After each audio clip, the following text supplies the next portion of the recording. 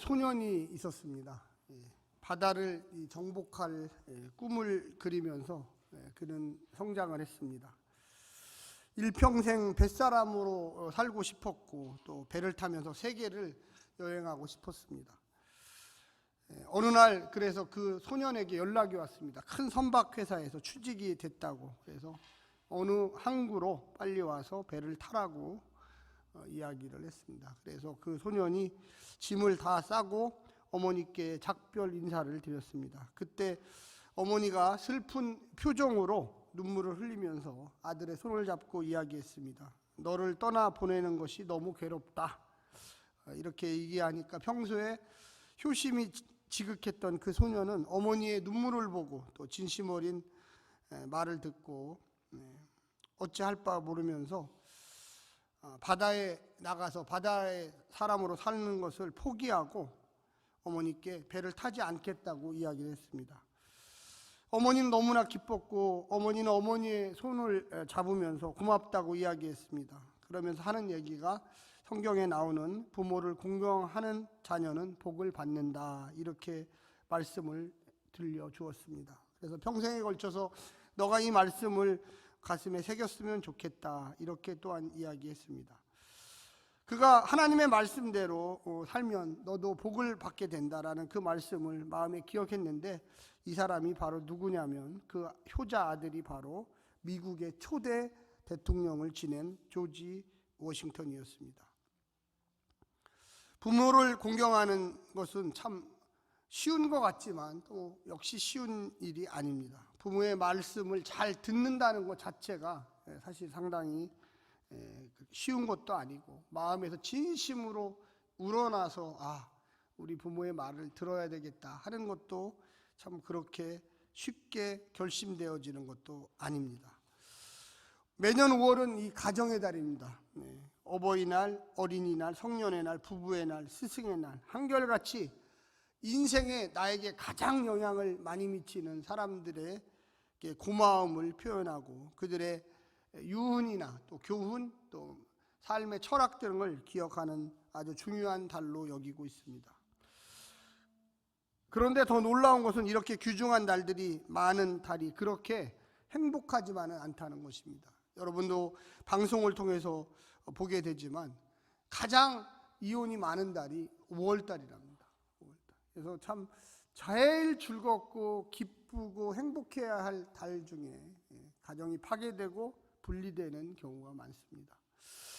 이 교회 안에서 교회력으로 이 어버이 주일이라는 그 만든 이유는 먼저 어버이 날에서 기원이 됐죠. 근데 이 어버이 날은 도대체 또 어디서 왔냐? 이건 미국에서 왔습니다. 미국에서 어머니 날로 처음에 생겼는데, 그 어머니 날의 그 역사를 또 추적을 해보니까 기독교의 계통에 계셨던 주일학교 선생님이 자비스라는 여인이 있었습니다. 그래서 주일학교 교사를 무려 26년 동안 주일학교에서 아이들을 가르쳤는데 이분이 돌아가시게 되었습니다. 그래서 그 가르쳤던 제자들이 이 장례식에 참석을 했어요.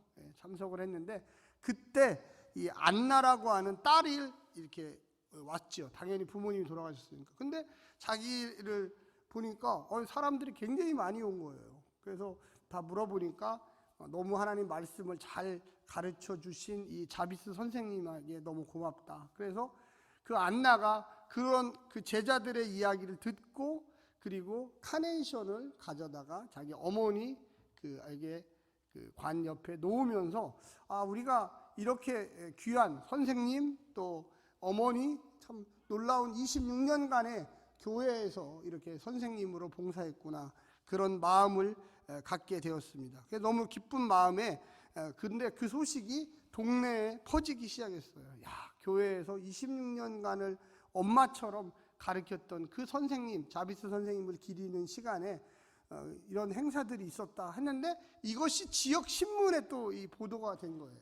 그래서 교회 안에 1900년대 초죠. 아마 정확한 연도수는 모르겠는데 1900년 정도에 이 자비스라는 여인, 이 선생님, 교회학교 선생님을 우리 좀 기려보자 하는 이 운동이 상당히 아주 영향력을 미치게 됐습니다.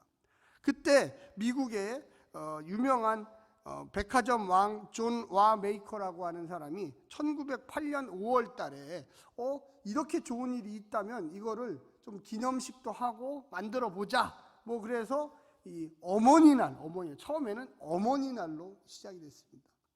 이것이 1930년도에 구세군을 통해서 이 한국에 왔어요. 그래서 구세군 우리 개신교이죠. 거기에서 먼저 그 존 와나메이커가 퍼뜨린 그날 어머니 날을 기념하기 시작했습니다. 그러다가 1950년 우리나라에 전쟁이 있고 그 이후에 이승만 대통령이 우리나라가 좀 그 효사상도 있고 이렇게 한데 이거를 교회 구세군에서만 이렇게 할 게 아니라 어머니 날로 정하자. 어머니 날로. 그래서 미국에서 이제 연원을 봐서 먼저 어머니 날을 1960년대에 정하기 시작했습니다.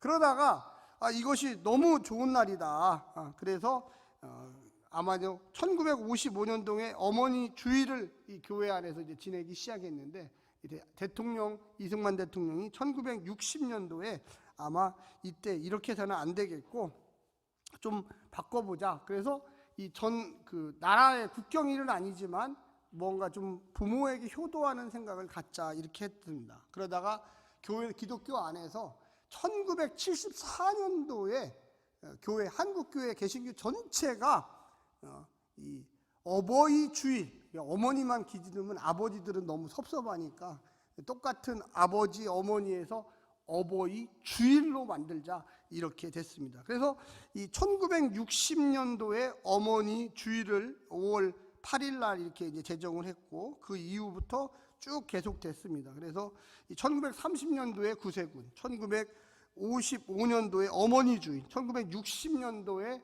어버이날, 그리고 1974년도에 교회 전체가 이걸 받아들여서 우리가 교회 안에서 얼마나 좋은 날이냐 해서 선생님과 또 그리고 부모님과 이런 사람 전체를 영적인 부모로서 대우하는 게 좋겠다. 그래서 어버이 주일로 만든 것입니다. 아멘. 네, 그러니까 처음에 만들었던 게 사실은 교회에서 가장 잘 받아들였던 것 중에 하나입니다. 오늘 어버이 주일을 지내면서 성서는 부모에게 자녀들이 어떻게 해야 하는지를 아주 강력하게 소개하고 있습니다. 오늘 본문은 신명기에 나오는 것인데 이 십계명은 출애굽기에만 나오는 게 아니라 이 신명기에도 나옵니다. 5번째 계명. 그래서 10개 계명이 있는데 1번부터 4번째 계명까지는 하나님과 인간의 관계에 대한 이야기였다면 5번째부터 10번째까지는 인간과 인간에 관련된 이야기예요. 근데 그 중에 가장 첫 번째가 부모와 자식과의 관계를 이야기하는 게 이 5번째 계명입니다. 그래서 부모를 공경하라. 다 떼고 그냥 외우기 쉽게 부모를 공경하라. 한번 따라서 해주세요. 부모를 공경하라.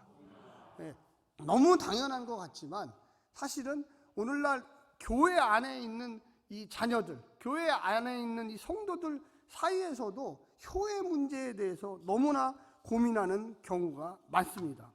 출애굽기 20장 12절에도 같은 내용이 나옵니다.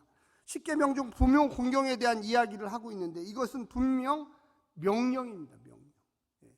그냥 하고 싶으면 하고 하기 싫으면 하지 말아라 이게 아니에요. 십계명 자체가 명령이지만 가장 인간과 인간이 해야 할 일 중에 첫 번째가 뭐냐면 자녀는 너무나 당연히 부모를 공경해야 돼요. 아멘. 오늘날에 우리 한국교회 안에 이 부모 공경이라는 게 잊어버렸어요. 세상에 물결이 너무 빨리 들어와서 개인주의. 그래서 완전히 부모하고 자식도 개인이에요. 개인. 그러다 보니까 부모하고 자식과 대화가 안 돼요. 오늘 지금 우리 교회를 봐도 알고 또 한국교회가 대부분 청년층이 거의 없어요. 5% 미만이에요. 5% 미만.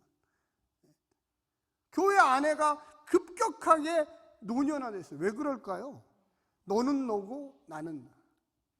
하나님은 자녀와 부모를 긴밀하게 연결시켜서 항상 자녀는 부모의 말을 듣게 돼 있어요. 아멘. 이 원래 이 공경이라고 했던 이 원어는 뭐냐면 카바드라는 그 원어를 씁니다. 근데 이 카바드라는 뜻은 무슨 뜻이냐면 무겁다라는 뜻이에요. 돌을 하나 어깨에다 메고 있다라는 뜻이에요.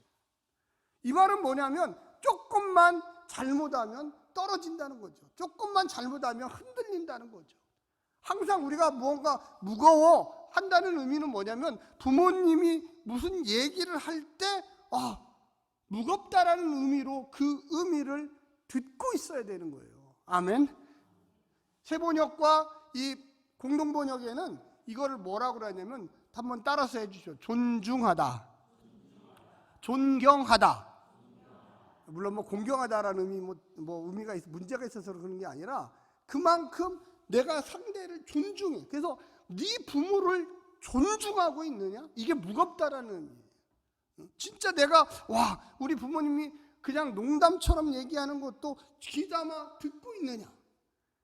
하나님이 가장 인간에게 이야기하는 것 중에 첫 번째가 너의 부모의 말을 제대로 듣고 있느냐? 안 듣고 있다는 거예요. 그냥 부모의 말을 구세대의 뭐 옛날 이야기처럼 듣고 있고 부모의 이야기를 그냥 뭐 들으면 되고 안 들으면 듣기 싫으면 안 듣고 이런 식으로 생각한다는 거예요. 오늘날의 교회 안에서도 역시 똑같아요. 너무나 안타까워요. 부모가 무슨 얘기를 하면 일단은 무거운 마음으로 존경하는 마음으로 존중하는 마음으로 그것을 경청을 해야 되는데 그냥 텔레비전에서 혼자 막 떠드는 얘기처럼 뭐 얘기하든지 말든지 나는 벌써 결정했어 내 맘대로 할 거야 이렇게 얘기한다는 거죠. 출애굽기에 나오는 본문을 좀 보게 되면 출애굽기에는 이렇게 이야기하고 있습니다. 오늘 신명기거든요. 먼저 출애굽기 본문을 잠깐 이야기하면 내 부모를 공경하라. 그리하면 내 하나님 여호와가 내게 준 땅에서 내 생명이 길리라. 그래서 이 출애굽기에 나오는 똑같은 부모 공경과 오늘 본문에 나오는 신명기 나오는 내용이 조금 틀려요. 자세히 보면 왜 틀릴까? 이 출애굽기에 나오는 이야기는 먼저 이 1세대 이집트에서 해방돼 가지고 40년 동안 광야를 헤매기 전에 그들에게 얘기한 거예요. 너희가 부모를 공경하라. 내 생명이 길리라. 근데 이스라엘 백성들이 출애굽기에서 나와가지고 이집트에서 나와서 하나님 말씀에 순종하지 않았어요. 그래서 40년 동안 그 광야에서 전체가 무덤이 돼갖고 20세 이상은 여호수아와 갈렙 외에 다 광야에 묻혔어요. 가나안 땅에 못 갔어요. 이제 40년 동안 새로운 세대가 일어나기 시작했습니다. 새로운 세대가 태어나기 시작했어요. 그리고 모세가 죽기 전에 다시 한번 십계명 이야기를 오늘 본문 신명기에서 합니다. 그래서 첫 번째 이야기했던 거하고 두 번째 이야기한 게 조금 틀려요. 오늘 본문이 뭐라고 이야기하냐면 너는 내 하나님 여호와께서 명령한 대로, 이 첫 번째 거기 앞부분이 되는 명령한 대로. 처음에 출애굽기에는 이게 없었어요. 그런데 오늘 본문에서는 내 하나님 여호와께서 명령한 대로라는 그 말이 들어갔어요. 왜 들어갔을까요? 한번 따라서 해주세요. 강조하기 위해서. 제발 들으라는 거예요. 제발 들으라는 거예요. 첫 번째 출애굽기에 나온 것은 내 생명이 길리라 했지만 또 한 가지 틀린 것은 뭐냐면 내 부모를 공경하라. 그리하면 내 하나님 여호와께서 내게 준 땅에서 생명이 길고, 여기는 똑같아요. 생명이 길고, 한번 따라서 해주십시오. 복을 누리리라. 여기 틀려요. 여기. 처음에 출애굽기는 생명만 나왔는데 신명기에는 복까지 하나를 더 플러스게. 사랑하는 성도 여러분, 우리가 하나님 말씀을 진짜 믿고 그 말씀대로 산다고 한다는 사람들은 말씀 한마디 한마디에 그 의미가 무엇인지 깨달아야 돼요. 제가 아까 조지 워싱턴이라고 하는 초대 대통령, 미국 대통령 예화를 들었지만 자기가 꿈이 있고 무언가 하고 싶고 무언가 내가 세계에 나가서 배를 타고 뱃사람으로서 세계를 여행하고 싶지만 그 어머니가 마지막에 너를 떠나 보내는 게 내가 너무나 괴롭다. 그 한마디에 그러세요 어머니? 그러면 제가 어머니 곁에서 있겠습니다. 하나님이 그래서 그에게 크게 축복하셔서 미국이 독립하면서 첫 번째 미국 대통령이 된 거예요. 아멘. 청종하라. 마음이 무겁다. 무언가 정말로 내가 우리 어머님이 아버님이 무언가 얘기를 하면 그 마음이 정말로 무거운가? 그냥 그냥 하는 얘기겠지. 그게 나한테 무슨 의미가 있어?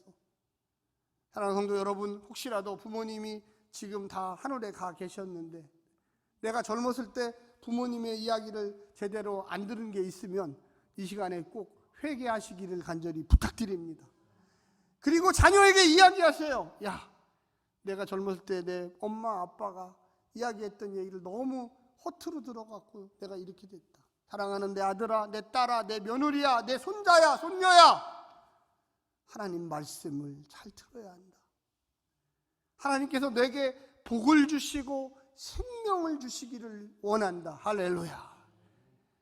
사랑하는 성도 여러분, 그런데 이 말씀을요 신약에서 또 그대로 받아가지고 이 사도 바울 선생님이 에베소서 6장 1절부터 3절에 이렇게 이야기합니다. 제가 읽어드리겠습니다. 자녀들아, 주 안에서 너희 부모에게 순종하라. 이것이 옳으니라. 내 아버지와 어머니를 공경하라. 이것은 약속 있는 첫 계명이니 이로써 내가 잘되고 땅에서 장수하리라. 할렐루야. 그 생명이라는 뜻은요 장수라는 뜻이에요. 장수.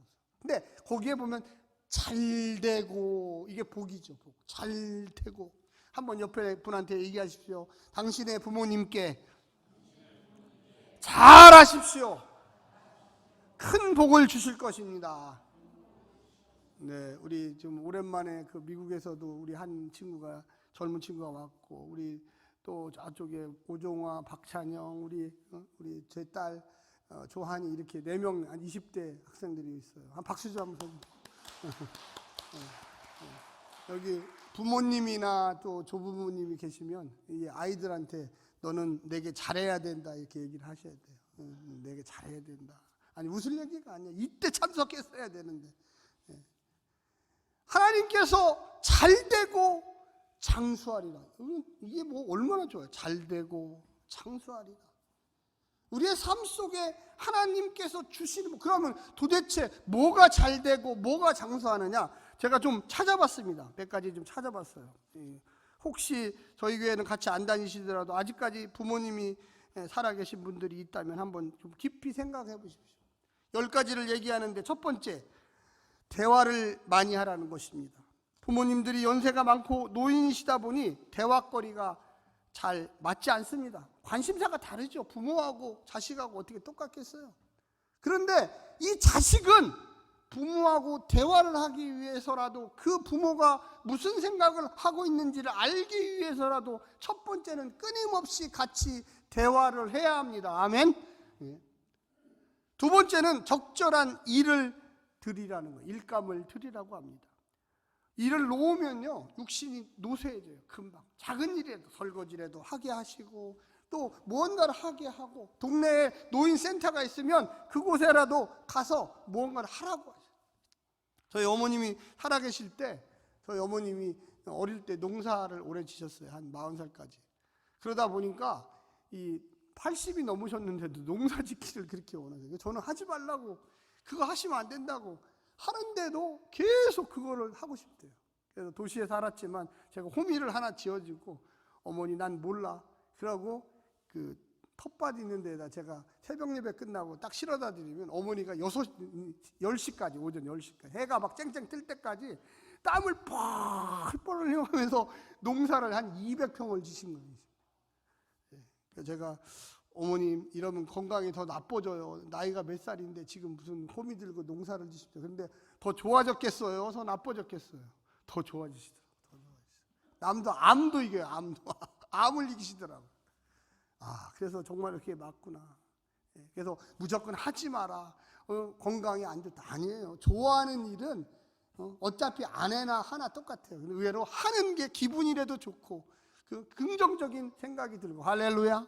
예. 세 번째는 취미 생활을 할 수 있도록 기회를 드리는 겁니다. 노래 교실도 많고 여러 가지 뭐 그림 그리는 것도 많고, 저희 어머님이 돌아가시기 전에 치매 안 걸리시려고 뭐를 했냐면 이 초등학교 유치원에서 그림판이 있어요. 그림판. 제가 어머님이 한 돌아가시기 전까지 이 정도 그림을 이렇게 색칠하는 거, 색칠을 열심히 하셨어요. 어머님 제가 돌아갈 때 유품을 정리하는데 그게 나와서 다른 건 한 열 몇 권은 다 버렸는데 제가 3권 정도는 지금 갖고 와서 제 집에 지금도 있어요. 어머니 생각날 때 그걸 이렇게 보면서 어머니 색칠해 놓은 거 이렇게 보면 얼마나 기분이 좋은지 몰라요. 네 번째는 여행할 수 있는 기회를 드리라. 그래서 같이 여행하는 것, 물론 먼 여행은 힘들겠죠. 연세가 있으신 분은. 그러나 가까운 거리라도 1시간, 2시간 거리라도 좀 건강이 좋으시면 1박 2일이라도 부모와 자녀가 또 손자, 손녀와 같이 여행하는 게 이 부모님들의 입장에서는 물론 힘들고 어렵지만 최고의 기쁨이라는 거예요. 할렐루야. 한번, 그리고 70세 이상 되신 분들은 한번 따라서 해보십시오. 한번 크게 해주세요. 나 70세 이상 되신 분 하세요. 나 여행하고 싶다. 예, 내일이 5월 8일입니다. 혹시 오면 딱 얘기하세요. 딱 눈 크게 뜨시고 자녀야, 누구야, 나 여행하고 싶다. 누구는 외국도 갔다 왔네, 어디 갔다 왔는데 자녀들만 너무 생각해서 돈 들 텐데 바쁜데, 아니에요. 그래야지 자녀가 하늘나라 갔을 때 우리 엄마하고 제주도도 갔었는데, 우리 엄마하고 저기 과일 따러도 한번 갔었는데.